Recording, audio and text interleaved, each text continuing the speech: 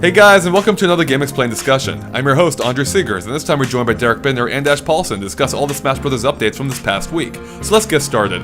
Alright guys, this wasn't an amazing week, but it was a pretty good week. Especially because we had what might be a record amount of screenshots. I think it's 12 in total across all 5 days, which is kind of amazing. But Monday starts off with just a single screenshot, being a new assist trophy in the form of Riki, from, or however you say it. I think some people got on you, Derek, for how you pronounced it. I think I called him Riki. Yeah, I think I called him Riki. Is it? Well, then it's Riki. Yeah, I think it's Riki. Riki then, I think. Whatever. From of course, Xenoblade Chronicles.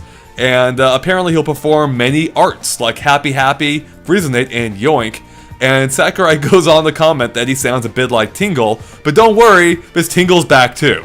Oh, which, good. Thank God for that, right? Thank God. If we didn't know, I would not have bought this game. But Tingle's back, guys, so we're good. I was so worried about Tingle, let me tell you. Oh man, I think the collective internet was worried about Tingle. Yeah. So much. But yeah, what do you guys think about having this new assist trophy from Xenoblade joining Shulk here? Riki's an interesting choice just because he's already appearing in Shulk's Final Smash.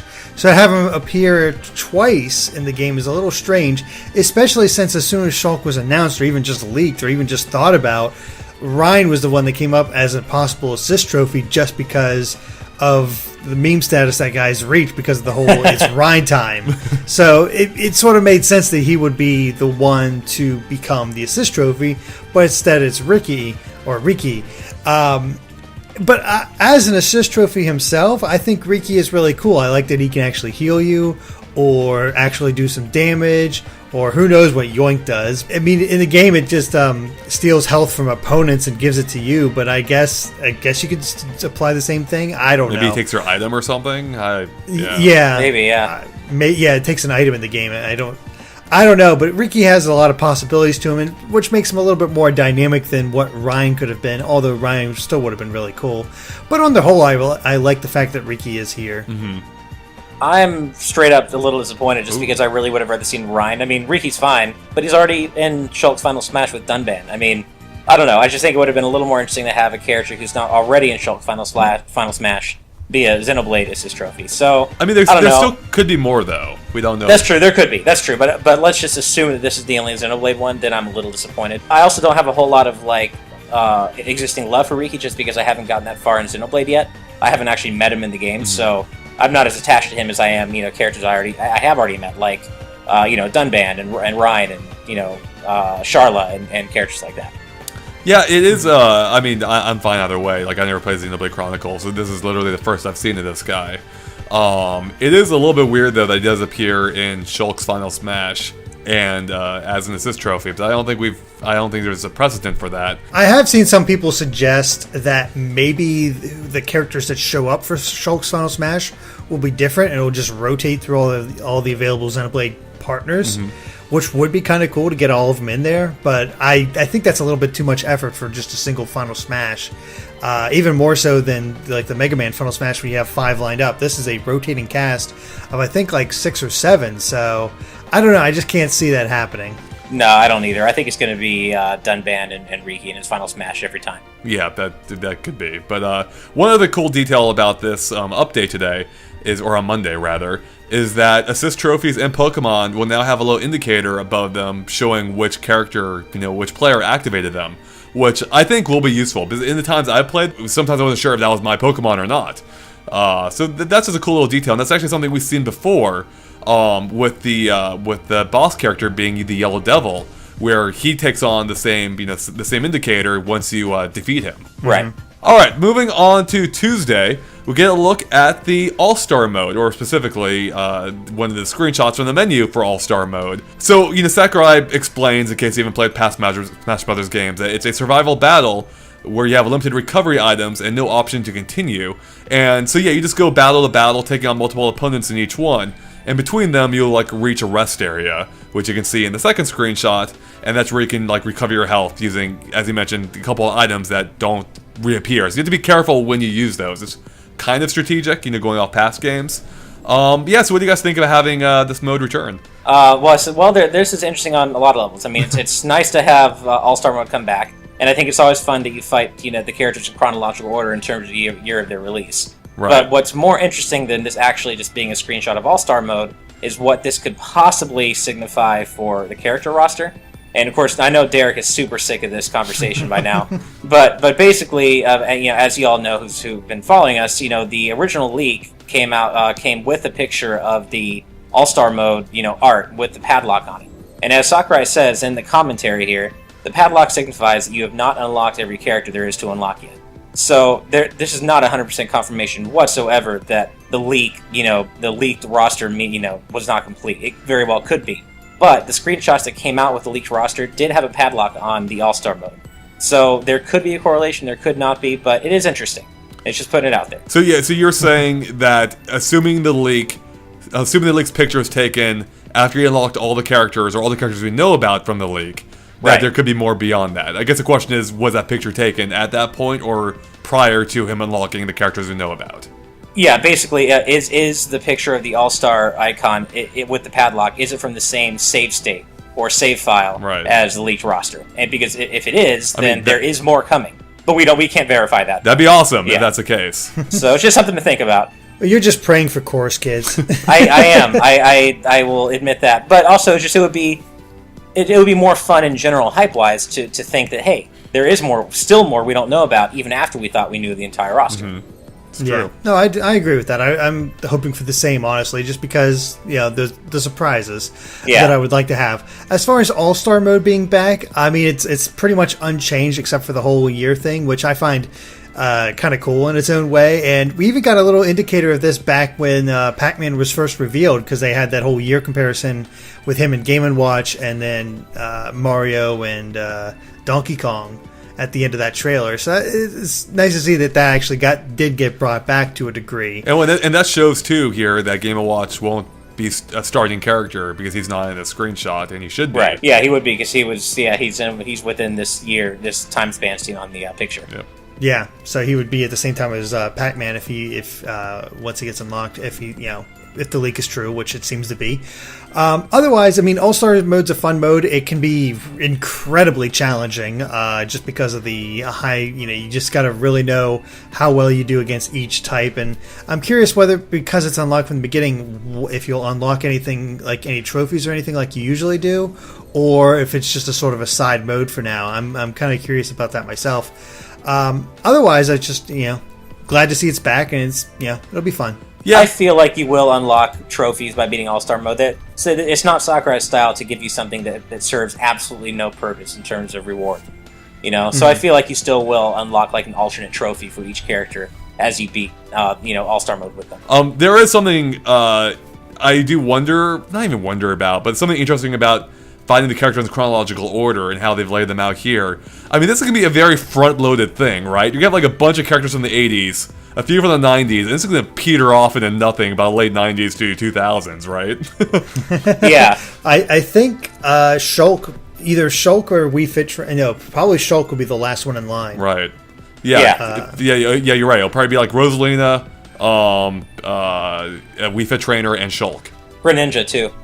Greninja. Oh, that's true. Yeah, he'll be in there as Greninja, well. Greninja will be the last, actually. Oh, yeah, you're right. Yep, good one. Okay, moving on to Wednesday, we get a look at Samus's alternate costumes. In fact, we find out that every character this time will have 8 costumes instead of the 4 or 5 or 6 from Brawl. And I think that's pretty cool, especially because they are putting a lot of attention into these color schemes, not simply being just like a palette swap, or rather, not just being like a arbitrary palette swap. Right. So in this case, with Samus, the first 4 colors we see are based off her Various suit, Fusion suit, Gravity suit from Super Metroid, and the Dark suit. And then the next 4 are the Gravity suit from Metroid Prime, Green Samus, which is actually from the previous Smash Bros. Games, the Light suit, and Dark Samus. And then we also get a look at the 4 other forms of the Villager that we haven't yet seen. Yeah, so I don't know. I think it's awesome having, like, even more choices. This is probably my favorite update of the week, just because I am such a big Metroid fan, and it's so awesome that they reference so many different suits across the series, especially Dark Samus.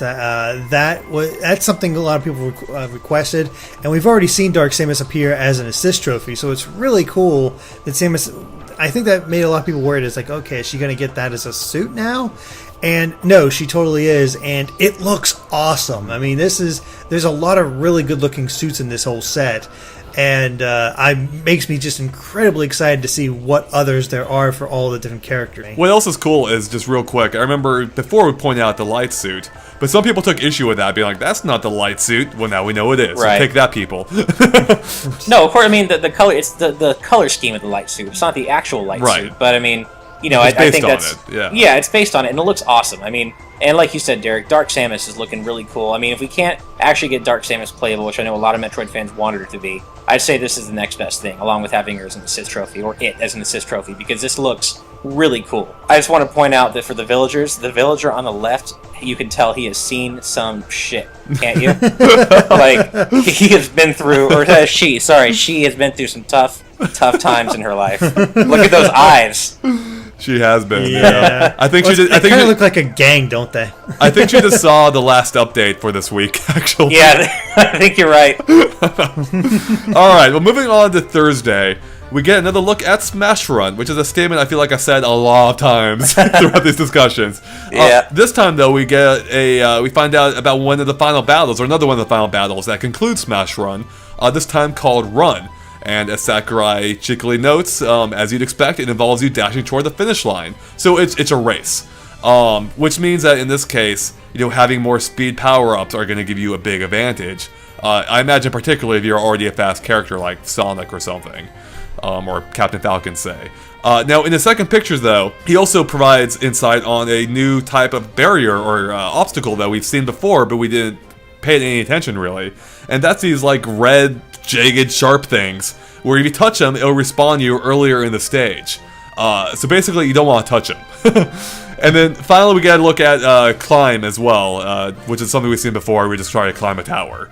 Well, it's kind of funny that they'd had that overview trailer that they released on the Japanese website, or the Japanese YouTube account, that showed off just a little section of this, and Chris picked up on it and pointed out, it was like, oh, we might get a gourmet race type thing. So I think it's really cool. It's nice to see some variations where each stat you collect, you really do have to collect all the stats, because you don't know which one's going to be at the end. You might go for all strength, and all of a sudden it's, hey, we're having a race. Crap. I really do love that element where you don't know what you're going to get at the end. You have to collect everything. It's true, and that also brings up one of my problems with this. And sorry, Ash, if you had something to say. No, it's okay. But like Kirby Air Ride, I love that game. I love, specifically City Trial, I love it. But one of my problems with that game is the fact that there is just one final challenge at the end. So it really does often feel just like a complete waste of most of your stats. Like, in one of them, like, if you just fly far, it renders, like, a lot of them just useless. And I actually wish what they would do is have, like, a random, like, have a couple matches, that are random. So, it's still not, it's still random based on, which attributes you found, how well you'll perform. But so it's not just so specific to, like, a specific stat. Whereas in this case, like, if you don't have the speed stat, you're probably going to be screwed. Yeah, I completely agree, and actually that kind of speaks to one of my larger concerns about Smash Run. I mean, it is fun. I do enjoy it based on what I played of it at various shows. But the problem to me is that you spend 5 minutes in this mode raising your stats and getting power-ups and everything, and then the end battle is only 1 minute. Yeah, or 1 minute, yeah. It's 1 minute. Now, I don't know if that's set that way for people at trade shows to be able to play and cycle through, or not. But if it really is just a 1 minute battle at the end and you can't change that, that seems kind of like a waste to me. Yeah, that gets more to my point. I've had this problem before with Kirby Air Ride, and it didn't come to me exactly right now. But yeah, like in Kirby Air Ride, you can adjust the time too to be in city modes. I always set it to 7 minutes up from 5. I just love that mode. But yeah, you spend 7 minutes building up your character, and then you blow through it in like 30-second challenges, or in this case, a minute challenge. It does seem a little bit lopsided. You spend all this time building up your character only to blow it in like no time at all. Yeah. I know. I do hope that there's like a menu where you can set, Smash Run options, such as, hey, let's have 3 matches after the Smash run of 3 random matches, 1 climb, Right. 1 run, and a flower smash or whatever, Yeah, that'd be cool, right? Yeah, no, it totally would be. But I do have to say, I do like the idea of the danger zones. I like that it kind of there's like a dichotomy there where the fastest characters have the most obvious advantage for like run, but with the danger zones, they're also going to be the first to hit the danger zones. So the person lagging behind. Sakurai notes that danger zones disappear after someone triggers them. So the person lagging behind might actually get to overtake them if the faster characters aren't careful. Yeah, that is a good point. Yeah, maybe these are better balanced than may seem at first glance. We've seen in the past that Smash Brothers can get incredibly customizable, so I wouldn't be surprised if those options are available, at least to some degree. And I still really like the idea of this. I think it is properly balanced with these traps and stuff that they can, send you backwards, because we've seen how quick these characters moves once we get your speed stat up in Smash Run. So imagine trying to control them while going through what looks to be some pretty thin hallways. Plus, I wonder if you'll actually be able to attack each other during this mode, which would also cause another kind of variation to it. So there's a lot of unknowns here, but I overall Smash Run is something I'm not particularly super excited for, but it is something I really do want to try out and see if it'll hook me. Yeah, I mean that's how I feel. Kirby Air Ride, I don't think I cared about City Trial when it came out, and it turned out to be my favorite part of that game. So yeah, who knows? Maybe this will be like the sleeper hit of Smash Brothers. All right, well, moving on to Friday, we got another look at more menus. Yay! Woo! Ash's favorite, especially. I know. I'm so excited. Right? Well, I mean, look, I love menus, but this is like the most phoned-in pick of the day update yet, and then we're a week out from the Japanese release. It's just strange. It's funny. Oh, because didn't we already get a look at the front menu for 3DS Smash? We did, right? Like this main image we've already seen before. Yeah, we've seen this. Yeah, which is really... I guess we haven't seen the bottom Smash Run the Games and More image. Yeah, right. That's true. We haven't seen that, but still, we have seen the main menu before. And that is what he explores with the 2 other picture updates he provides for today.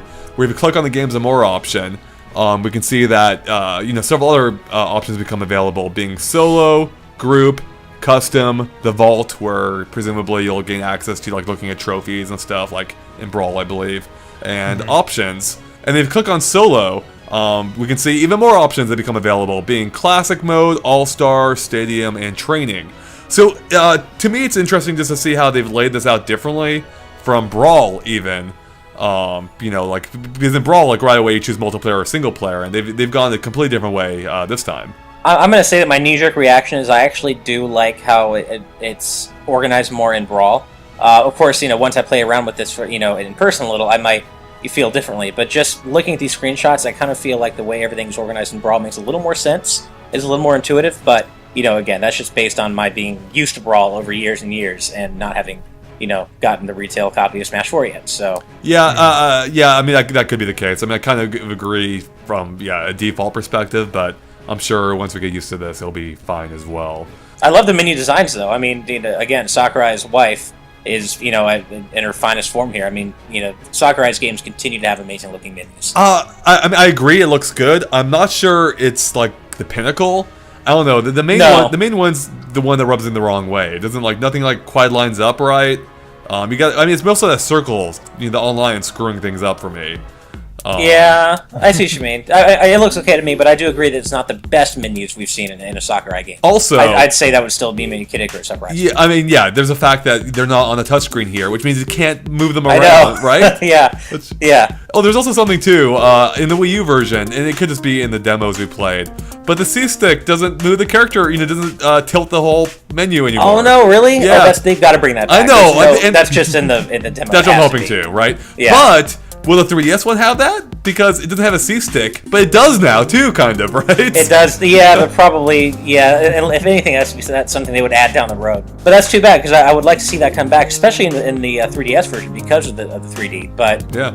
My guess is that it's just not going to be there. Yeah, I guess not. Alright, well I think that wraps up our Smash Brothers discussion this week, so thanks guys for watching. If you liked our discussion, make sure to like and follow us on Facebook and Twitter at GameExplainers. You can find links to in the description below. It's a good way to keep up to date with everything we post. And of course, keep an eye on GameExplain.com for much more on Smash Brothers 3DS and Wii U, probably pretty soon, because that game comes out in not too long in Japan, and other things gaming as well. Alright, thanks guys. Bye.